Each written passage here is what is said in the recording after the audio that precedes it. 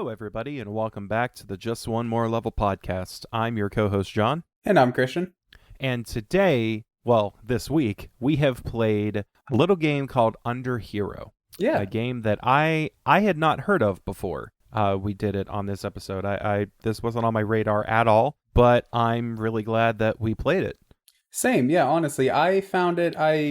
For anybody out there who doesn't know, I have a lot of Steam games that I've collected just over the years, most of them on sales, humble bundles, things like that.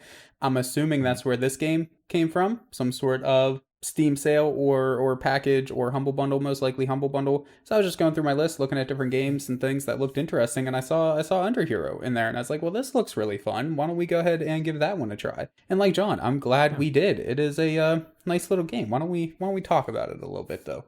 It is, yeah. So Underhero is, I'm assuming, independently developed. It has that kind of feel to it. It is a Metroidvania action RPG. Which is unique because usually something that's in kind of a Metroidvania style is a lot more platform heavy and a lot more real-time combat heavy. You know, you have to fight enemies as you encounter them, but Underhero is a little unique in the sense that you enter into sort of an RPG turn-based type combat system, which gives the game a more relaxed feel and lets you kind of focus on the narrative and the exploring rather than being good at nailing jumps and nailing platforming. So I think that kind of opens it up to a lot more people being able to just kind of pick up and play this. Yeah, I was actually kind of surprised because I played a tiny bit just to make sure it was something that I thought would fit into the format and whatnot, something that would be good for us to play. And like you said, whenever I first started playing it, felt very Metroidvania-like. And I thought that's how it was going to play, kind of an action RPG, side-scroller type deal. I was very surprised once I actually got into combat whenever I played more for the episode there, and it went into that whole turn-based aspect. It was interesting. Yeah. The game's art style is amazing. It's pixel art. Almost all of it, I think, is pixel art, but it's a modern take on pixel art. Everything is very detailed. It's very fleshed out. It's very smooth. They weren't going for any specific type of style. They weren't trying to make it look like a Sega Genesis game or a Super Nintendo game or something like that. I think they just used pixel art and maybe some other types of artwork as well to augment the environment and the feeling of it. Yes. They wanted it to feel like that kind of cutesy type game.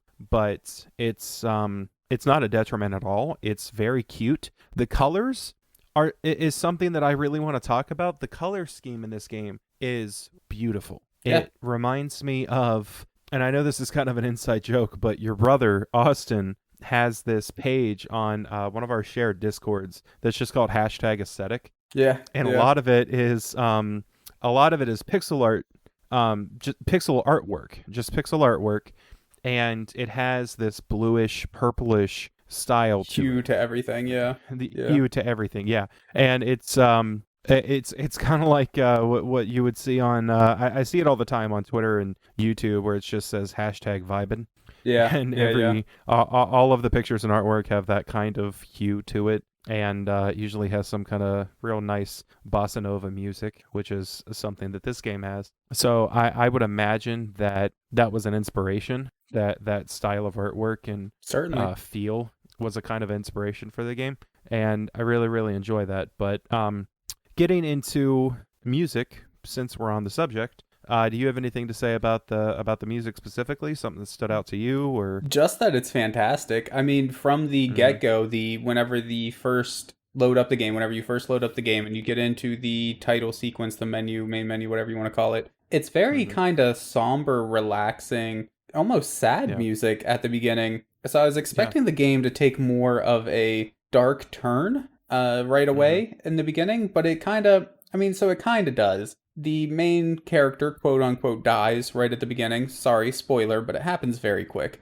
in the beginning. Yeah. And instead you end up playing one of the underheroes, one of the villains, essentially, and that becomes the main character. And it's all very humorous in its execution, but the music in the beginning kind of set a different tone for me. Yeah. But that being said, again, excellent. It sounds amazing. It's a very catchy tune, as well as the music in the castle, the music once you get Mm-hmm. outside of the main hub area of the castle and into the other areas of the game. It's all excellent. There Mm-hmm. wasn't a single track I heard that I didn't enjoy. And I also like that there are boom boxes littered around the world where you can change what track is playing. So you can actually Right. listen to different music while you're in different areas and things like that. Or if you just want to listen to the Right. music, you Yeah. can just load up your favorite one and let it go, which it's nice. It's a nice little touch. Mm-hmm. Yeah, and it reminds me. It's a oh, what do I want to say? We can cut this in post. Probably won't. um, it's so environmental. It's hashtag vibing, Christian. Yeah, You yeah, it gotta, really is. It really is. It's that's what hashtag that vibing. music is. It's hashtag vibing. Even from the very beginning, that somber track that you talked about at the very beginning, it's vibe. That's all it is. It's a vibe, and you gotta jive with the vibe, Christian. Got to You drive gotta with the vibe. Hell yeah, I you gotta like jive it. with the vibe. So the story is very sweet. It's very cute, Yeah, and yeah. it's unique, but not crazy unique. This general concept has been done before in other types of media. You can think of, like, say, Monsters Inc. You know, Hmm. what does it look like on the other side of the world? And Monsters Inc. paints all of these, monsters in a real world setting. They have a job to do. They have homes that they live in. They have restaurants that they go to, and everything is a monster type world. That sort of thing has been done a lot before, but I don't really remember seeing it in a video game, really. At Yeah, least that's not an done in this interesting way. perspective. I didn't even think of it that way. But you're very right. That Yeah. is kind of the sense that you get from the game, the kind of feel that you get from the game is a Monster Inc. Hmm. kind of vibe almost, where you're on the other side. You're Right. Yeah. a villain, quote unquote. Right. But a villain that doesn't really want to be a villain. He's an underling. That's, Yes. Yeah. underhero. He's one of the small imp type enemies that you would encounter in a Yeah, just traditional cannon Metroidvania that you fodder. would Just the cannon things they fodder, yeah. throw at you just because they needed something to fill that area or whatever. Right. Exactly. Yeah. This guy would be an easy kill for anybody that's playing this kind of game Right. if It's he were just a normal your villain. first rat in every RPG game ever kind of deal. Right. Yeah. Exactly. Yeah, and I think that it's great to put the hero's quest in this person's hands. Right. And I'm curious as to if they ever take off the mask and reveal that he just looks like a person, or if he looks like a monster. I think that would be interesting. I don't know, honestly. I Yeah. want to know. I want to know because he's got hair like a human and he Right. moves around like a human. But I don't really know. But I really enjoyed playing it, and like you, I was really pleasantly surprised at the fact that it has turn-based combat, which I thought was really good because it opens up the door for humor and narrative. And like I said, the turn-based combat, it's not difficult, it's not really intense, and there's not a lot of things to memorize. Calling back to when we played Final Fantasy, the original Mm. Final Fantasy, Mm-hmm. there was a lot going on the screen for anybody that hasn't played an RPG before or doesn't know what to expect. There's 4 different characters. Each of those characters have different things you can do with them. There's certain things that you should do if you want to fight efficiently at different stages. Like you don't want to give, you were telling me, it was what I was frustrated about. You don't want to give your mage a certain kind of weapon because they're not going to be able to use it. Right. You don't want to give another character this ability or level them up this way because that's not efficient. It's nothing like that. It reminded me actually a lot of Paper Mario. Just real simple attacks and evasions, and I really enjoy that. I would recommend this game to anybody. I don't want to jump to the end and throw out recommendations or Right. But no, I anything see like what that, you're but saying. It doesn't just appeal to the hardcore RPG fans. It's a very light Mhm. RPG game. It has those elements built in, including Yeah. somewhat turn-based combat and whatnot, but it doesn't have, at least early in the game, because obviously this is just a show where we look at the first hour or so, it's Right. not very deep in the sense to where you need experience to really get the most out of it, to really Yeah. be efficient with it. It's kind of, you can hop right in, and just the first couple tutorials it gives you is enough to kind of figure out what's going on. One of the other things that it does that I really liked is, since you are a underling yourself, you come from the villain side of things, or whatever you want to, however you want to look at it, the different enemies that you're fighting obviously are also come from that same kind of tribe, that same sort of group of people. So you have the Right. opportunity to talk to them before you murder them, essentially. Right. So they Yeah. very quickly figure out that you're working against them, but you have the time to get in one question from each enemy before you start the fight. So it's a way to get little extra info, sometimes just useless little tidbits about whatever area you're in. Sometimes it's actual Mhm. useful pieces of information and things like that. But I just thought that was another cute little touch that they've thrown in to the Right. game. I love the environment that you're in at the beginning. There's like Mm. a world hub, and it's like the main bad guy's castle, Yes. who Yeah. thinks that you're working for him, of Yeah. course. Yeah. But the world hub is like there's like apartments down Yeah. there, Yeah. It is. and Yeah. there's like a little I don't know, like a break room. There's like a coffee shop. Yep. There's a there's theater. There's there's a theater, there's cafeteria tables, and then you can go and talk to this lady that serves you coffee, which replenishes your health. That has an actual function, Yeah, and it's it the does. save function of There's the a game. time clock right next to it, like the old school. You Right. punch a Yeah. card, sort of time clock right next to it, and that's how you save your game. Right. And then in Hmm. the apartments, I am a madman, so I checked every single apartment door instead of I just the noticed one that in for the me, footage. and Yeah. then just the one for the secret treasure that's hinted at you from one of the NPCs in the area. I checked every single Yeah. one, and there's actually a developer room or floor, basically, where all of the developers are kind of behind the door, and they have a little tidbit that they can say. And then there's a Yeah. couple fan rooms where they show off like fan art and fan music and things like that. So I thought that was really Right. interesting too, that they highlighted some of the fan creations as well. That's I really thought that nice. was Yeah. nice, yeah. And it just, I mean, a lot of the fan art's also really good. So highly suggest Uh huh. everybody checks it out if it somehow doesn't make it in the cut in the video. Right. I I had some trouble right at the beginning because the game kept toggling back and forth between keyboard and controller for some reason. Like I the wonder if your prompt mouse was like jiggling a little moving bit or or something something. like Yeah, that. it could have been. But it was giving me the prompt, and it was telling me how to check my inventory, and it just kept telling me the back button. Yeah. And whenever something says the back button, I never thought to check what would be like the select button on a PlayStation or Nintendo controller, because I was using an Xbox controller, of And they course, call it but the back button. Yep. the back button, and I kept hitting like the B button. Like what Right. what would be the back button? What would take you back out of something? I kept Oh, hitting that geez. over and over, and I legit thought something was broken with the game. Like I thought my controller was broken or my keyboard was broken, so I unplugged my controller, went back into the game using Oh, keyboard no. control. Yeah. And it told me, and I looked at the keyboard control and I was like, that's not the same button. So I plugged the controller back in and I was like, oh, it's like select this one over here. Yep. Okay. Why didn't I even try that? I don't know why I didn't even try that button. I can understand I your don't know. confusion. I don't really think that's the fault of the game. I No, would say that was it's me. more commonly known as the select button for sure, but Yeah. technically on an Xbox controller they did use the correct term there with the back Oh, yeah. button. So it is No, what yeah, it is, I I'm guess. just not used to playing Xbox, so it yeah, never that's occurred to me. fair.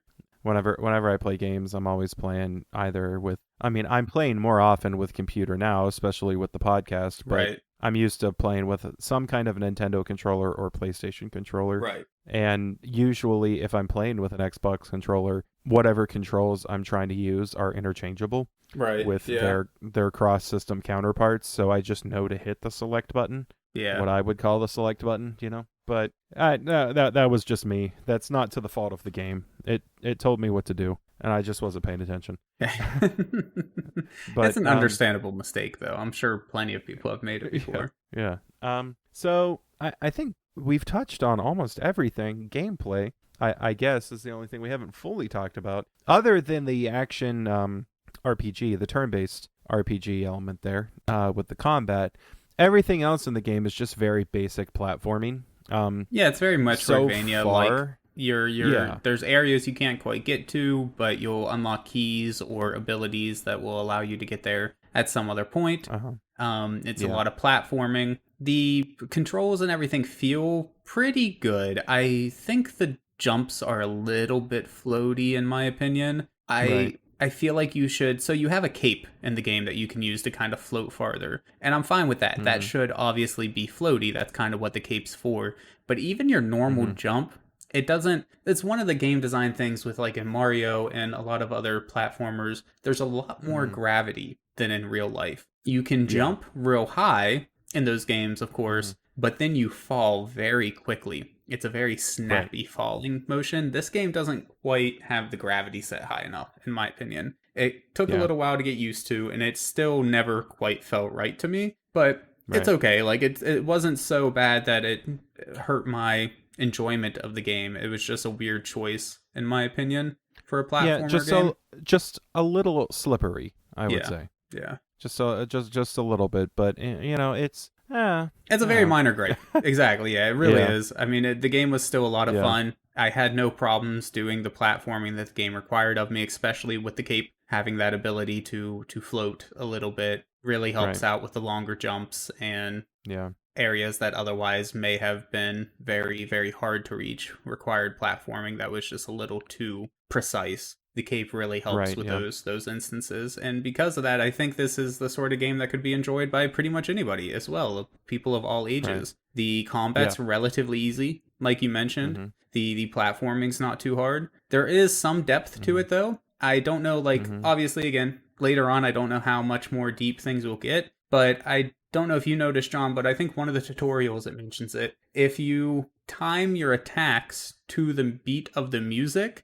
you'll actually do more damage. You'll get critical hits and things like that. So there is a deeper element to the game. I don't know if enemies ever get strong enough or hard enough to beat that you'll need to do that sort of thing to avoid dying. But it's just a nice little thing that they added, kind of like in Paper Mario games where you can dodge at specific, or sorry, not dodge at specific times, press a button at a specific time during your attack to turn it into a critical hit. This is the same sort of thing, except you just attack at a specific time at a rhythm, basically. I thought that was interesting. It was a nice little touch just to add more to the combat, the relatively simple combat. But yeah, that's Underhero.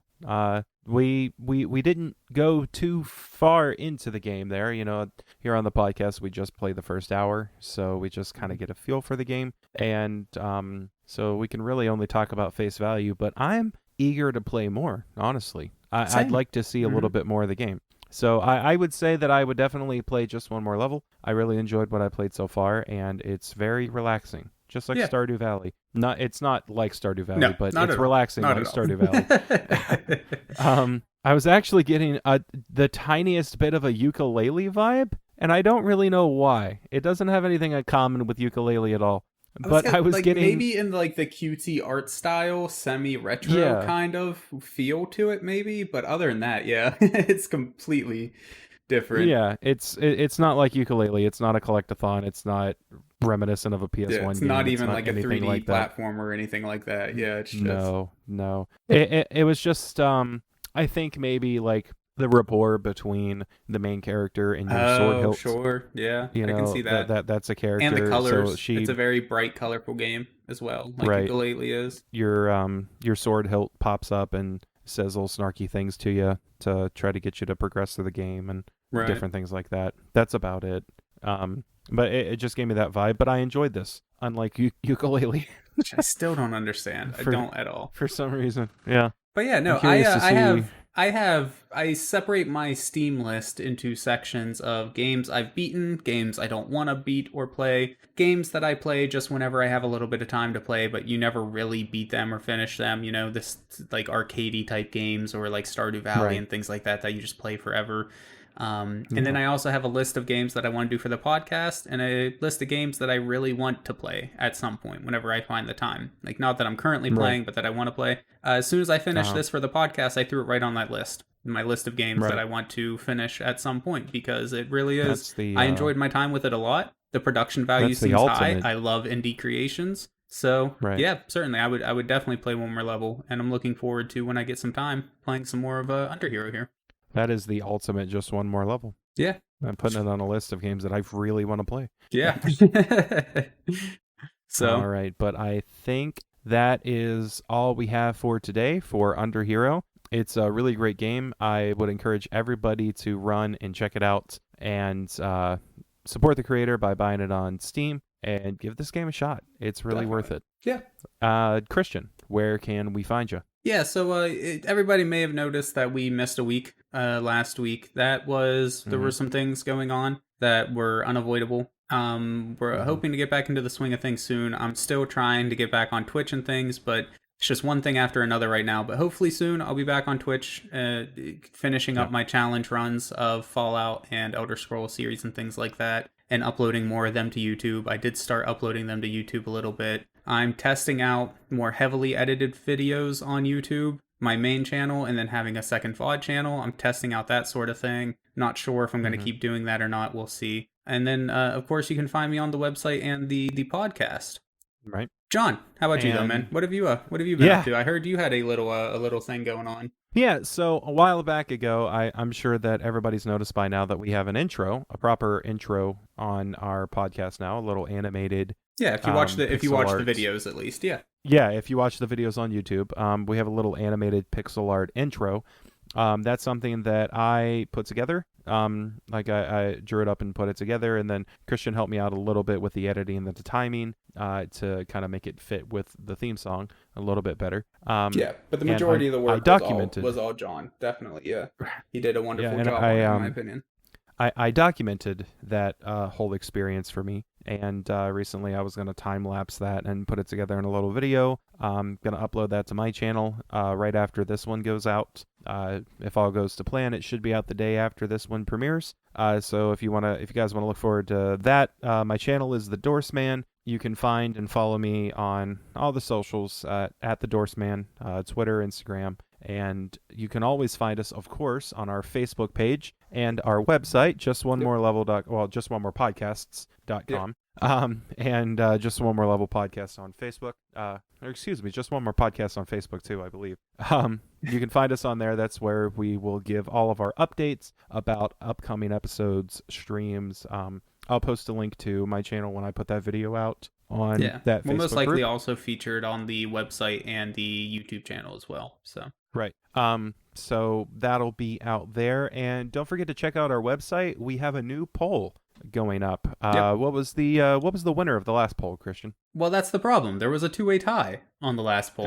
It was Fallout 3 and Spyro tied. So we are coming up very soon on when we wanted to film the video for that. So the new poll is a simple choose one or the other. Would you rather us do Fallout 3 or would you rather us do Spyro? Truth be told, we'll most likely end up doing both, regardless of what the winner is. But for April 28th, I believe, is when it's scheduled to go up, that specific episode. For that episode, which one would you rather see? Just go and vote on one of those two, and then a week after this video goes up, that poll will be closing, and then we'll have a new list of games for everybody to be voting on. One last thing before we sign off, because we missed a week, we will be, but we want to kind of keep our schedule.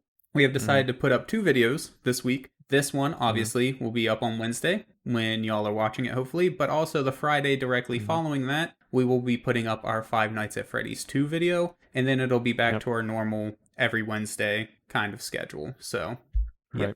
But that's all we have for this one today, guys. Thank you so much for watching and supporting us. I've had a couple of people walk up to me in public now and tell me that they actually tuned in and that they're enjoying it. So shout out to those people. Thank you. And just thank you all around. You never have to. You never have to watch our videos or listen to us, but you do, and we appreciate it. Thank you so much. Bye-bye, y'all. And bye-bye.